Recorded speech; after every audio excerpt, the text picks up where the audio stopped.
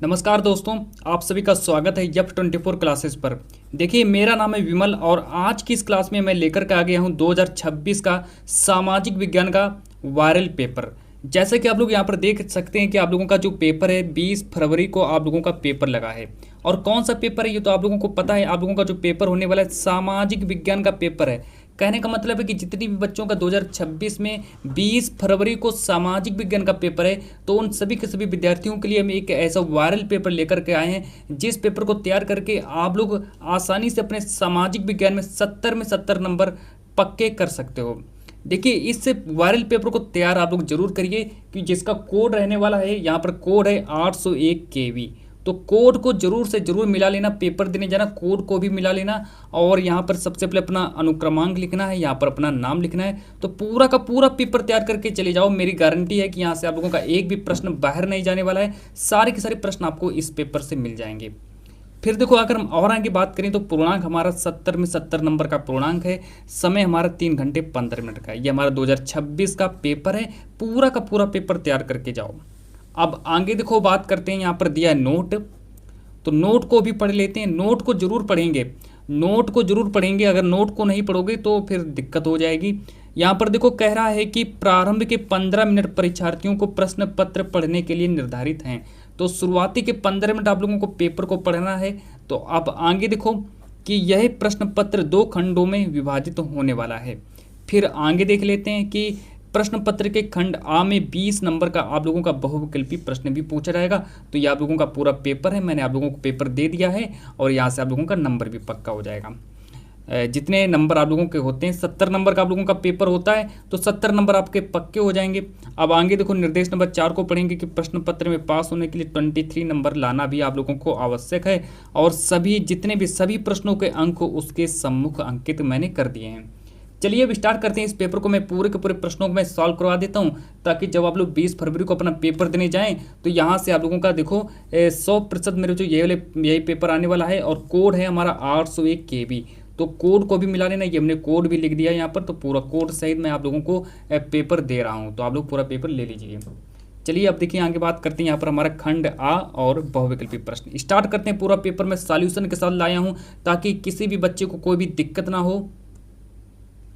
अब देखो, मैं आप लोगों के सामने लेकर के आया हूं इस पेपर की जितने भी सभी के सभी बहुविकल्पी प्रश्न हैं। तो सबसे पहले मैं आप लोगों को बहुविकल्पी प्रश्न बताने वाला हूं, तो आप लोग सभी के सभी प्रश्नों को अच्छे से नोट कर लीजिए। प्रश्न नंबर 1 देखो, कह रहा है कि फ्रांस में गणतंत्र की घोषणा किस वर्ष हुई। ये हमारा प्रश्न नंबर 1 है और पेपर में 1 नंबर का प्रश्न आने वाला है। तो 1 नंबर का प्रश्न आएगा कि फ्रांस में गणतंत्र की घोषणा किस वर्ष हुई। लगा देना, ऑप्शन नंबर 1 को सही करके चले जाना। ऑप्शन नंबर 1 को सही कर देना, आप लोगों का 1 नंबर पक्का हो गया।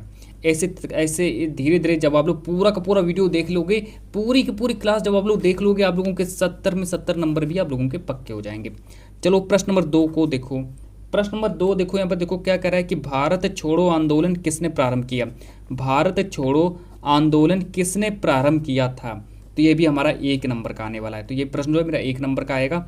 तो इसका देखो राइट आंसर हो जाएगा भारत छोड़ो आंदोलन किसने प्रारंभ किया था। तो इसका हमारा ऑप्शन नंबर 2 मेरा पूरा सही हो जाएगा, मतलब कि महात्मा गांधी ने भारत छोड़ो आंदोलन प्रारंभ किया था। अब आगे देखो, बात करते हैं प्रश्न नंबर 3 के बारे में। प्रश्न नंबर 3 कह रहा है कि निम्नलिखित में से कौन सा आंदोलन गांधी जी ने नहीं चलाया था। तो कौन सा आंदोलन गांधी जी ने नहीं चलाया, ये भी हमारा 1 नंबर का आएगा। तो ये जो प्रश्न है हमारा 1 नंबर का आने वाला है। तो इसका राइट आंसर हो जाएगा खिलाफत आंदोलन। चलिए अब देखिए अगला प्रश्न, देखो क्या कह रहा है। प्रश्न नंबर अगला देख लेते हैं। प्रश्न नंबर नेक्स्ट को देखिए कि आर्थिक महामंदी का प्रारंभ किस वर्ष हुआ। जो आर्थिक महामंदी का जो प्रारंभ हुआ था वो किस वर्ष हुआ था। तो ये तो very very most important question है कि आर्थिक महामंदी का प्रारंभ कब हुआ था। तो नोट कर लीजिए, 1929 में आर्थिक महामंदी का प्रारंभ भी हुआ था। अब आगे देखो, फिर मेरा देखो अगला प्रश्न देखो, कह रहा है कि जो कि 1 नंबर का आएगा। प्रश्न नंबर नेक्स्ट देखो कि निम्नलिखित में से कौन सा संसाधन पुनः चक्रीय है। ऐसा कौन सा संसाधन है जो कि पुनः चक्रीय है, जो कि अब आप लोगों को बताने कि कौन सा संसाधन पुनः चक्रीय है, मतलब जिसको हम पुनः प्रयोग में ला सकते हैं, वो पुनः चक्रीय हो जाएगा। तो ये हमारा देखो ऑप्शन नंबर 1 पहला मेरा ऑप्शन सही हो जाएगा। अब बात करते हैं प्रश्न नंबर जो मेरा नेक्स्ट है, प्रश्न नंबर 7 को देख लेते हैं कि लौह अयस्क किस प्रकार का संसाधन है। तो ये भी मेरा 1 नंबर का प्रश्न आएगा। तो इसके 4 ऑप्शन देख लो कौन कौन से हैं। ऑप्शन नंबर 1 हमारा दिया नवीकरण योग्य, ऑप्शन नंबर 2 दिया है प्रवाह, और फिर इसके बाद ऑप्शन नंबर 3 को देखेंगे। ऑप्शन नंबर 3 यहाँ पर कह रहा है कि अनवीकरण योग्य, और फिर इसके बाद ऑप्शन नंबर 4 दिया जैव। तो इसका देखो राइट आंसर हो जाएगा प्रश्न नंबर 7 का मेरा यहाँ पर सही राइट आंसर हो जाएगा।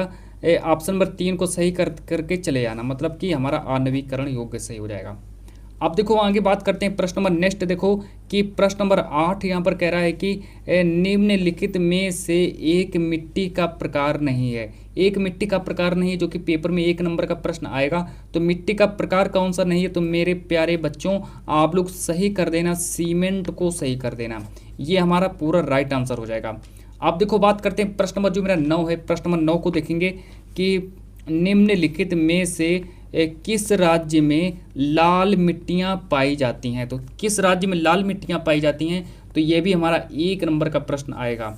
तो लाल मिट्टियाँ किस राज्य में पाई जाती हैं, तो उत्तर प्रदेश को लगा देना, उत्तर प्रदेश को सही करके चले जाना, उत्तर प्रदेश मेरा राइट आंसर हो जाएगा। उत्तर प्रदेश में लाल मिट्टियाँ पाई जाती हैं। अब आगे देखो बात करते हैं प्रश्न नंबर 10 के बारे में।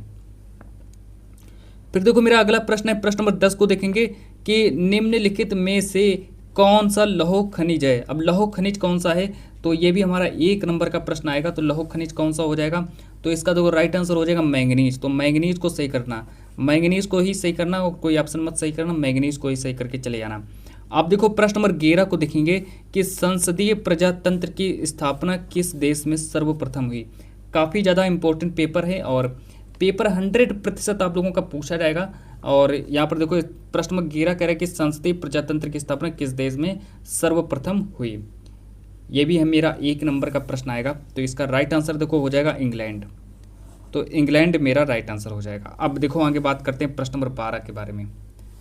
प्रश्न नंबर 12 को देखेंगे। प्रश्न नंबर 12 को भी नोट कर लीजिए कि संविधान की 8वीं अनुसूची में कितनी भाषा को मान्यता दी गई है। जो संविधान की जो 8वीं अनुसूची है, तो संविधान की 8वीं अनुसूची में कितनी भाषाओं को मान्यता दी गई है, जो कि पेपर में 1 नंबर का प्रश्न आएगा। तो इसका राइट आंसर हो जाएगा 22, यानी कि 22 है ना। तो 22 भाषाओं को मान्यता दी गई है। अब बात करते हैं प्रश्न नंबर 13 के बारे में। प्रश्न नंबर 13 देखो यहाँ पर कह रहा है कि निम्नलिखित में से कौन सा विषय, निम्नलिखित में से कौन सा ऐसा विषय जो कि राज्य सूची में नहीं है। कौन सा विषय राज्य सूची में नहीं है, पेपर में 1 नंबर का प्रश्न बनेगा। तो कौन सा विषय जो है राज्य सूची में नहीं है, तो प्रश्न नंबर 13 का राइट आंसर हो जाएगा कृषि। कृषि मेरा राइट आंसर हो जाएगा। अब आगे देखो बात करते हैं प्रश्न नंबर 14 के बारे में। प्रश्न नंबर 14 देख लीजिए। प्रश्न नंबर 14 को देखेंगे क्या कह रहा है कि यहाँ पर कह रहा है प्रश्न नंबर 14 की निम्नलिखित में संघात्मक शासन कहाँ नहीं है। ऐसा कौन सा देश है जहाँ पर संघात्मक शासन नहीं है, तो ये भी हमारा पेपर में 1 नंबर का प्रश्न आएगा। तो आप लोगों को प्रश्न नंबर 14 का राइट आंसर करना है, श्रीलंका को सही करना है, श्रीलंका को सही करके चले जाना। अब देखो आगे बात करते हैं प्रश्न नंबर 15 के बारे में, जो कि पेपर में 1 नंबर का प्रश्न आने वाला है। पूरा का पूरा 70 में 70 नंबर आप लोगों का पक्का हो जाएगा। अब देखो प्रश्न नंबर 15 देखो यहाँ पर कह रहा है कि किसी दल विशेष से निर्वाचित होने वाले प्रतिनिधि का किसी अन्य दल में चले जाना क्या कहलाता है। तो उसको हम क्या कहेंगे, तो उसको हम कहेंगे दल बदल। तो ऑप्शन नंबर 2 मेरा पूरा सही हो जाएगा।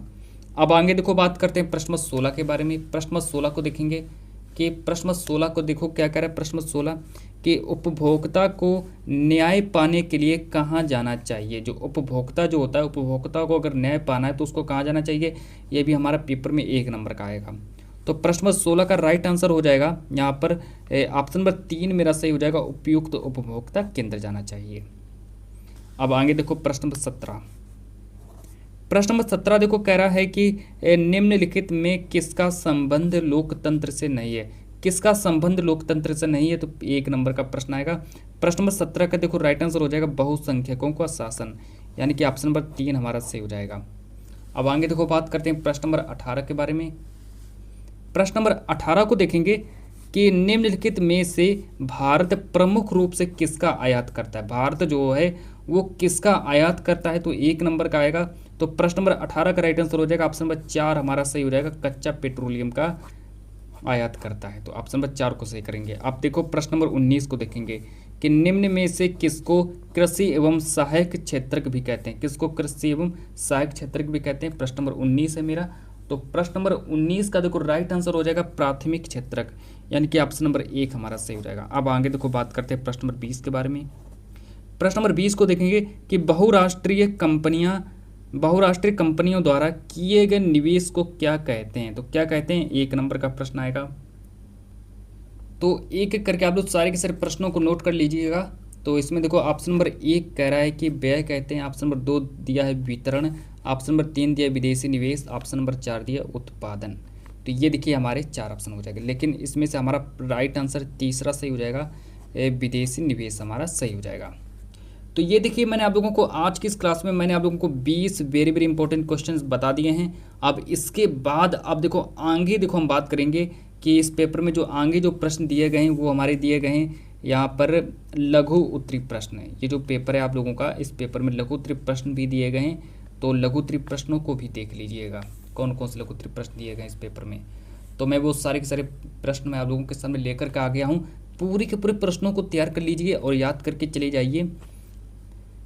लघु उत्तरी प्रश्नों को स्टार्ट करते हैं। यहाँ पर देखो कह रहा है कि निम्न प्रश्नों को उत्तर आप लोगों को 80 शब्दों में देना है। और फिर इसके बाद अगर हम बात करें तो प्रश्न नंबर 1 को देखेंगे। अब चलिए स्टार्ट करते हैं प्रश्न नंबर 1 को, कि ऑटो बिस्मार्क को जर्मनी के एकीकरण का जनक क्यों कहा जाता है।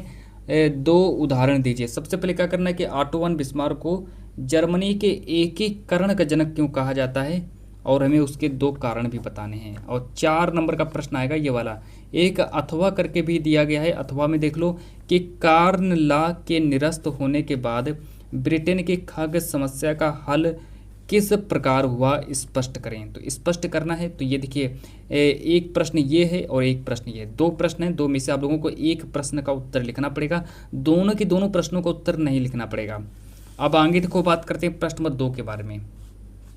प्रश्न नंबर 2 को देख लीजिए कि मृदा संरक्षण के लिए क्या कदम उठाए जा रहे हैं। जो मृदा संरक्षण है, मृदा संरक्षण के लिए क्या कदम उठाए जा रहे हैं। और फिर इसके बाद आगे देखो कि इससे समस्या के समाधान हेतु, इस समस्या के समाधान हेतु कोई 4 उपाय बताइए। पेपर में 4 नंबर का प्रश्न आएगा। सारे के सारे प्रश्न मैं आप लोगों को बता देता हूं, तो आप लोग सारे के सारे प्रश्नों का उत्तर नोट कर लीजिए। कहीं से भी देख सकते हैं, क्वेश्चन बैंक से नोट कर लीजिए, या फिर किसी की भी सहायता से आप लोग इन सारे के सारे प्रश्नों का उत्तर भी नोट कर लीजिए। और यहाँ पर फिर देखो एक अथवा करके भी दिया गया है कि भारत में वन प्रबंधन को कितने भागों में विभाजित किया गया है। जो भारत में जो वन प्रबंधन है, भारत में जो वन प्रबंधन है उसको कितने भागों में विभाजित किया गया है, उनकी विशेषताओं का वर्णन भी कीजिए। उनकी विशेषताओं को वर्णन करना है और वर्णन करके आप लोग अपने 4 नंबर पक्के कर लीजिए। ये सारे के सारे प्रश्न जो 4-4 नंबर वाले प्रश्न आएंगे। प्रश्न नंबर 3 को देख लीजिए कि लोकतंत्र में सत्ता की साझेदारी क्यों जरूरी है, कोई तर्क दीजिए। पेपर में 4 नंबर का प्रश्न आएगा। एक अथवा करके भी दिया गया है कि अभ्रक की उपयोगिता बताइए, भारत में इसके 2 उत्पादक राज्यों के नाम भी बताइए। तो ये देखिए मैंने आप लोगों को प्रश्न नंबर 3 भी बता दिया है, तो प्रश्न नंबर 3 को भी नोट कर लीजिए। और जितनी जल्दी हो सके आप इन सभी के सभी प्रश्नों का उत्तर भी अपनी तरफ से याद कर लेना, और कहीं से भी आप लोग ढूंढ करके इसका उत्तर याद कर लेना। चलिए बात करते हैं प्रश्न नंबर 4 के बारे में। सबसे पहले मैं इसका एक अथवा वाला प्रश्न देख लेता हूं कि लोकतांत्रिक शासन प्रणाली के कोई 3 लाभ बताओ। तो 2 में से आप लोगों को एक का उत्तर लिखना पड़ेगा, तो आप लोग 2 में से इसका लिखो या फिर उसका लिख देना। अब देखो स्टार्ट करते हैं प्रश्न नंबर 4 को। तो प्रश्न नंबर 4 देखो हमसे यहाँ पर कह रहा है कि उपभोक्ता सुरक्षा अधिनियम जो है 1986 में स्टार्ट हुआ था, की उपयोगिता की विवेचना कीजिए। इसकी उपयोगिता का विवेचना करना है, ये अथवा करके दिया गया है। अथवा में आप लोग क्या कर सकते हैं, इसको लिखो या फिर आप लोग इसका उत्तर लिखो। 2 में से आप लोगों को एक का उत्तर लिखना पड़ेगा। यहाँ पर देखो प्रश्न करें कि भारतीय अर्थव्यवस्था में अधिक रोजगार विकसित करने के माध्यमों को स्पष्ट कीजिए। जो भारतीय अर्थव्यवस्था है उसमें अगर हमें अधिक रोजगार को विकसित करना है तो हमें उसकी विकसित करने के माध्यमों को स्पष्ट करना है। तो यहाँ से देखिए मैंने आप लोगों को लघु उत्तरी प्रश्न भी मैंने आप लोगों को बता दिए हैं। इस पेपर के जितने भी लघु उत्तरी प्रश्न मैंने आप लोगों को बता दिए। अब स्टार्ट करते हैं दीर्घ उत्तरी प्रश्न। इस पेपर में कौन कौन से दीर्घ उत्तरी प्रश्न पूछे गए हैं तो उनको भी आप लोग तैयार कर लीजिए। अब यहाँ से देख लो पूरा का पूरा पेपर देख लीजिए। वर्णनात्मक सेकंड जो कि हमारा विस्तृत उत्तरी प्रश्न पूछा जाएगा, जिसमें से 6-6 नंबर वाले सारे के सारे प्रश्न होंगे। यानी कि आप लोगों का हिस्ट्री और इतिहास, अर्थशास्त्र सभी के सभी मतलब हर टॉपिक से आप लोगों का एक एक प्रश्न भी उठाया गया है। 150 शब्द में आप लोगों को इसका उत्तर लिखना पड़ेगा। प्रश्न नंबर 1 को नोट कर लीजिए कि यूरोप में राष्ट्रवाद के उत्थान हेतु उत्तरदायी कारणों का विस्तार पूर्वक विवेचन कीजिए, जो कि पेपर में 6 नंबर का आएगा। एक और अथवा करके दिया गया है, दो में से आप लोगों को एक का उत्तर लिखना कि प्रौद्योगिकी ने वैश्वीकरण को किस प्रकार बढ़ावा दिया है, उदाहरण सहित समझाइए। दो में से आप लोग इसका उत्तर लिखो या फिर इसका उत्तर लिखो, दोनों को आप लोग नोट कर लीजिए, दोनों प्रश्नों को नोट कर लीजिए और तैयार करके चले जाइए। अब आगे को बात करते हैं प्रश्न नंबर 2 के बारे में। प्रश्न नंबर 2 देखो यहाँ पर कह रहा है कि गन्ने की उपज के लिए आवश्यक तापमान और वर्षा की दशाओं का वर्णन कीजिए। अब फिर इसके बाद आगे देखो कि गन्ने के 2 सर्वप्रथम उत्पादक राज्यों के नाम भी बताइए, जो कि हमारा 6 नंबर का प्रश्न आएगा। फिर आगे देखो एक अथवा करके भी दिया गया है, आप लोगों को एक चांस भी दिया जा रहा है, आप लोग चाहें तो इसका उत्तर लिखो या फिर इसका उत्तर लिखो, दो में से आप लोगों को एक का उत्तर लिखना पड़ेगा। कि गैर परंपरागत शक्ति के स्रोत से आप क्या समझते हैं, कोई 2 उदाहरण दीजिए, दो में से आप लोगों को एक का उत्तर लिखना पड़ेगा, इसका लिखो या फिर इसका लिखो। अब आगे देखो बात करते हैं प्रश्न नंबर 3 के बारे में। प्रश्न नंबर 3 को देखेंगे कि राजनीति में जाति किस प्रकार अनेक रूप ले सकती है, उदाहरण सहित व्याख्या कीजिए। तो उदाहरण सहित आप लोगों को व्याख्या भी करनी है। अब यहाँ पर देखो प्रश्न नंबर नेक्स्ट जो है मेरा, यहाँ पर कह रहा है कि क्या भारतीय संघ एक अर्ध संघीय ढांचा है, आलोचनात्मक परीक्षण दीजिए। तो सारे के सारे देखो 6-6 नंबर वाले प्रश्न हैं। और फिर इसके बाद अथवा वाला एक भी प्रश्न देख लीजिए कि जातिवाद क्या है, भारतीय राजनीति पर इस कुप्रथा के बड़े प्रभावों का उल्लेख कीजिए। तो यहाँ पर देखिए मैंने आप लोगों को सारे के सारे दीर्घ उत्तरीय प्रश्न और लघु उत्तरीय प्रश्न मैंने आप लोगों को बता दिए हैं, तो आप लोग इनको तैयार कर लीजिए। आप देखो आगे बात करते हैं, अभी देखो आगे बात करते हैं मानचित्र के बारे में, जो कि यहाँ पर लिखा है कि मानचित्र संबंधी प्रश्न है। मानचित्र संबंधी प्रश्न में देखो क्या होगा, 5-5 मिलाकर मतलब कि 5+5 10 नंबर का आप लोगों का मानचित्र कार्य भी पूछा जाएगा। तो इस पेपर में देखो कौन कौन से मानचित्र से संबंधित प्रश्न है, तो आप लोग सारे के सारे प्रश्नों को तैयार कर लीजिए। यहाँ पर लिखा निर्देश कि प्रश्न संख्या 9A तथा 9B जो है मानचित्र से संबंधित हैं, यानी कि 9A और 9B जो है ये मानचित्र वाले प्रश्न हैं, इनको आप लोग तैयार कर लीजिए। 9A को देख लीजिए, यहाँ पर हमारा ये देखिए यहाँ पर हिस्ट्री से प्रश्न उठाए गए हैं, यानी कि इतिहास से मैंने इन प्रश्नों को उठाया, तो आप लोग सबको देख लीजिए। तो सबसे पहला देखो इतिहास का प्रश्न है कि वह स्थान जहाँ जलियांवाला बाग हत्याकांड हुआ। तो जलियांवाला बाग हत्याकांड कहाँ हुआ था, तो इसका आप लोग उत्तर नोट कर लीजिए, अमृतसर नोट कर लीजिए, अमृतसर इसका राइट आंसर हो जाएगा। और जितने भी बच्चे हैं आप लोग सभी लोग इसका अमृतसर को नोट कर लीजिए। अब देखो बात करते हैं प्रश्न नंबर 2 के बारे में कि पूर्ण स्वराज की मांग का प्रस्ताव किस स्थान पर पारित हुआ। जो पूर्ण स्वराज की मांग का जो प्रस्ताव जो था वो कहाँ पर पारित हुआ, तो इसका आप लोग नोट कर लीजिए, लाहौर। लाहौर को यहाँ पर सही कर लीजिए। आप लोगों को देखो 1 नंबर का ये आएगा, 1 नंबर का ये आएगा, 2 नंबर आपके मैंने पक्के करा दिए। अब तीसरा नंबर भी पक्का कर लो कि वह स्थान जहाँ किसान सत्याग्रह हुआ। तो वह स्थान जहाँ किसान सत्याग्रह हुआ खेड़ा, खेड़ा को नोट कर लीजिए। ये हमारा तीसरा, यहाँ पर हमारा तीसरा प्रश्न भी कंप्लीट हुआ, जो कि पेपर में 1 नंबर का प्रश्न आएगा। अब देखो आगे बात करते हैं प्रश्न नंबर 4 के बारे में। प्रश्न नंबर 4 को देख लीजिए कि वह स्थान जहां नील की खेती वाले किसानों ने सत्याग्रह किया था। तो नील की खेती करने वाले किसानों ने सत्याग्रह कहाँ किया था, तो नोट कर लेना, चंपारण को सही करना। तो इसका राइट आंसर हो जाएगा चंपारण, चंपारण को नोट कर लेना, 1 नंबर का आएगा, ये भी 1 नंबर का आएगा। अब प्रश्न नंबर 5 देखो कि वह स्थान जहाँ 1927 में कांग्रेस का अधिवेशन हुआ। तो कांग्रेस का अधिवेशन 1927 में कहाँ हुआ था, तो इसका राइट आंसर हो जाएगा मद्रास। अब ये देखो मैंने मानचित्रकार का सारे के सारे प्रश्नों का उत्तर मैंने आप लोगों को बता दिया, तो आप उन सबका उत्तर भी नोट कर लीजिए। अब यहाँ से देखो आप लोगों का स्टार्ट होता है 9वीं की निम्नलिखित भारत के मानचित्र में। जो मानचित्र जो होगा, भारत का मानचित्र भी आप लोगों को दिया जाएगा, जहाँ पर कह रहा है कि भारत के मानचित्र में, भारत का मानचित्र भी आप लोगों को दिया जाएगा। मानचित्र में संबंधित निम्नलिखित को दर्शाइए, मतलब कि चिन्ह द्वारा दर्शाना है, जो कि 5 नंबर का ये भी आएगा, भूगोल से पूछा जाएगा। तो इसको भी देख लो कैसे करना है। प्रश्न नंबर 1 कह रहे हैं कि राणा प्रताप सागर किस राज्य में स्थित है, उसको में इस प्रकार के चिन्ह द्वारा और नाम से ही दर्शाना है। तो आप लोग दर्शा भी सकते हैं। और फिर इसके बाद अगला प्रश्न देखो, फिर देखो प्रश्न नंबर 2 हमसे कह रहा है कि जो महाराष्ट्र की राजधानी क्या होती है। तो महाराष्ट्र की राजधानी का सबसे पहले आप लोगों को नाम लिखना है। अब महाराष्ट्र की राजधानी कहाँ पड़ती है, तो आप लोगों को मानचित्र में देख करके कि महाराष्ट्र की राजधानी कहाँ है, तो उसी प्रकार उसी को आप लोगों को इस प्रकार के चिन्ह द्वारा और नाम से दर्शा देना है। अब बात करते हैं प्रश्न नंबर 3 के बारे में। ये सारे के सारे प्रश्न एक एक नंबर वाले हैं, पूरे के पूरे प्रश्न एक एक नंबर वाले हैं। कि यहाँ पर करें कि मुंबई बंदरगाह को चिन्ह द्वारा नाम से दर्शाना है, इस प्रकार के चिन्ह द्वारा नाम से दर्शाना है। अब आगे देखो बात करते हैं प्रश्न नंबर 4 के बारे में कि दक्षिण भारत की एक प्रमुख नदी जिसको हमें इस प्रकार के चिन्ह द्वारा और नाम से ही दर्शाना है, 1 नंबर का आएगा। प्रश्न नंबर 5 देख लो कि कृष्णा नदी देश के किस भाग में बटी है, चिन्ह द्वारा नाम से ही दर्शाना है। तो मेरे प्यारे बच्चों, ये था आप लोगों का 2026 का सामाजिक विज्ञान का मॉडल पेपर, जो कि मैंने आप लोगों को पूरा का पूरा पेपर मैंने आप लोगों को सॉल्व करवा दिया है। और यहाँ पर आप लोगों के 70 में 70 नंबर भी पूरे के पूरे कंप्लीट हो गए हैं। 20 फरवरी का आप लोगों का पेपर है। तो आप लोग क्या करिए, इस चैनल को लाइक करिए, सब्सक्राइब करिए और अपने दोस्तों के साथ शेयर भी करिए। तो नेक्स्ट वीडियो के साथ मिलते हैं, जब तक के लिए मैं आज की इस क्लास को इतना ही रखता हूँ।